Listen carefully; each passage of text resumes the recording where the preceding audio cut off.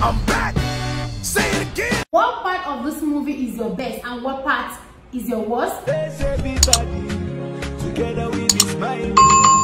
Religion. Africa is one continent that has strong religion, and Eddie Murphy showcases so well in this film Coming to America 2. You will always see the appearance of the high priest. If you've seen the film, you will see the high priest appearing during the ritual of crowning the prince. You will see him during the burial of the king. You will see he was even the one that saw in vision that King Akin actually have another child, a male child in America. So yeah, there is a portraying of religion, which is one thing that Africa has so much. So this is all I have to say about the subject matter, the theme in this film.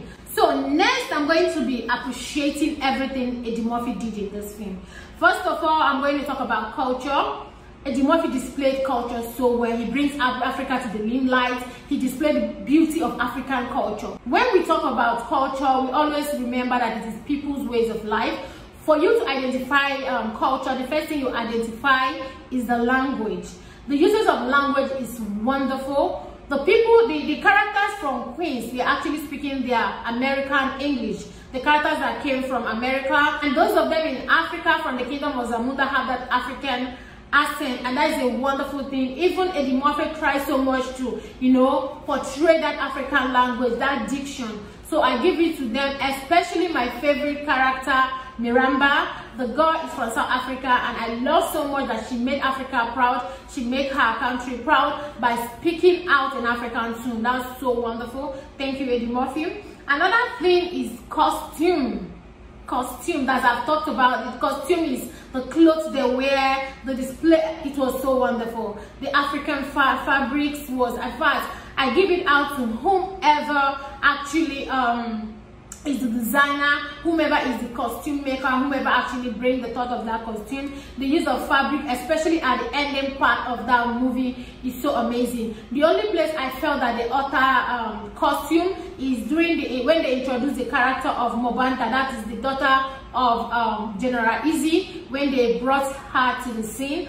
The clothes she's wearing there actually didn't look like Africa, it looked like India. But I didn't know all the costume that African countries wear, so it might, there is probability that, yeah, that is still African, you know, costume, African wear. But I really give it out for them because they actually spend money in Accra in that film.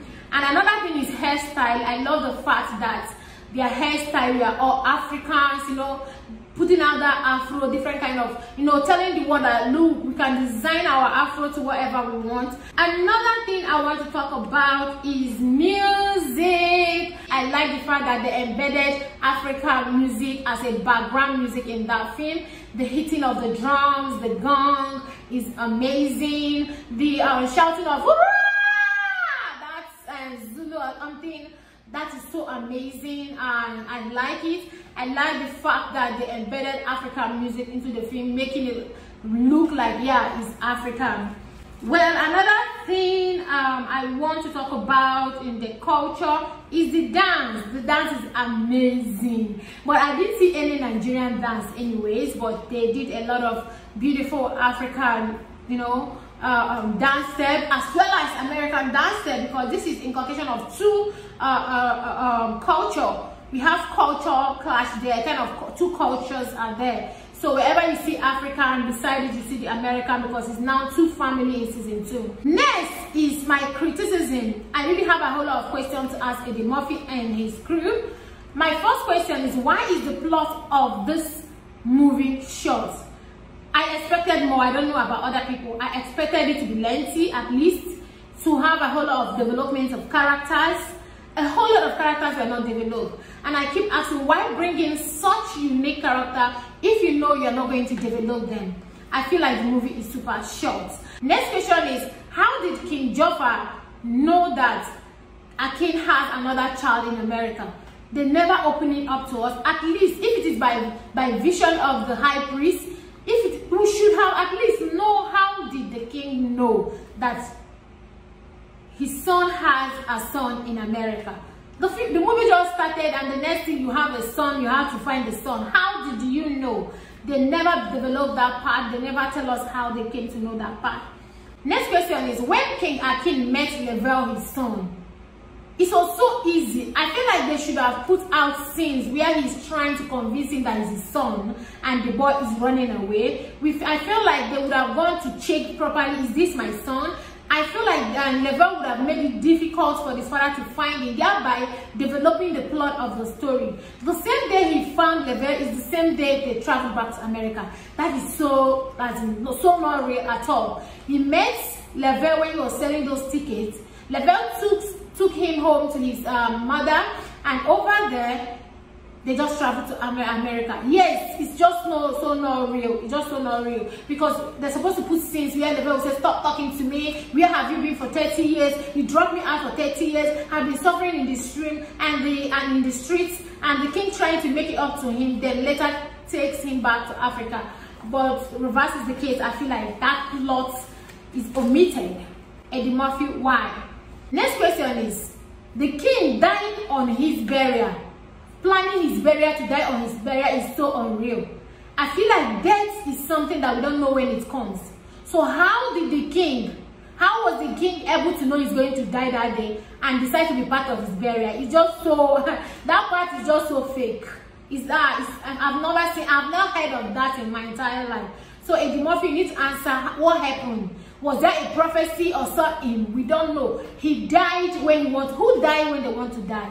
Then another thing is, there was no struggle between the two families. It was so easy. At least there's supposed to be a little bit of tension here and there to develop the plot. My other question is, why bring Rotimi into this film while you guys know you're not developing him? Why bring Morgan Freeman into this film knowing very well you're not going to develop the character? You're supposed to, if you bring Rotimi is a major star. Rotimi is one of Hollywood big stars as of now. Well, I don't even want to talk about Morgan Freeman. Morgan Freeman is, oh my god, he's like a god in Hollywood. So why bring these two characters in, knowing so much you're not going to develop their character? If you had developed their character, believe me, this film would have been more interesting and a little bit lengthy. At least, we could have had at least 20 or 10 minutes still inside that film. Next question is, how did King Akin free his betrothed bride, the one that has spent years barking like a dog, which he actually asked her to do from season 1? We didn't see how he freed her. If it is by religion, tradition, psychologically, medically, or whatever, we just saw that she's fine. How? Eddie Murphy, you need to answer that. My next question is, how did General Easy and the people of Zamunda actually became friends? We would have seen at least a little bit of discussion, meeting, peacemaking, even if it is for 1 second, we would have seen it. But we didn't see. The next thing, there is peace and all that. Next question is the last but not the least. This question goes to Davido. Davido, why do you have to sing Assurance? Why you know you have other beautiful songs you would have performed in that movie? Why sing Chioma, my love? Oh? Why you know that the film has nothing to do with Chioma? Why you know that the movie is not depicting you? For me, I feel like Davido, you would have sing she no one designer, she will want Ferrari, sister now my love. Oh. That song actually tells a whole lot what is happening between the crown prince and the woman he wants to marry. Even in season 1, Eddie Murphy said he's going to go and look for a woman that will love him for who he is. So singing Aye would have been the best song.